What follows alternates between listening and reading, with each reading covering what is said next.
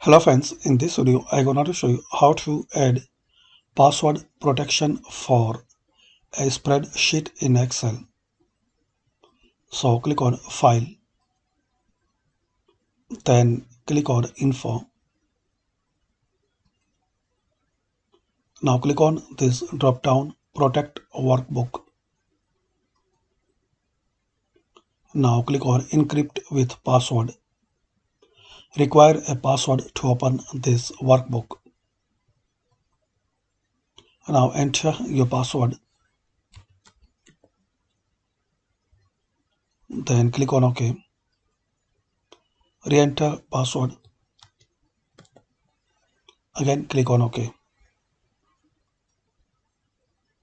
Now you will see a password is required to open this workbook. Now close it. Now, now try to open same file. So as we can see, it's required password. So enter your password to open it. That's it. So hopefully guys, you like this video, and by very simple and easy steps, we can know how to add password to your Excel worksheet. Click on File,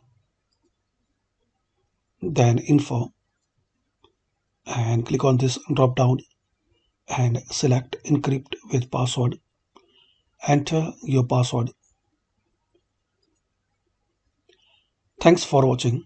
Please comment this video useful for you or not.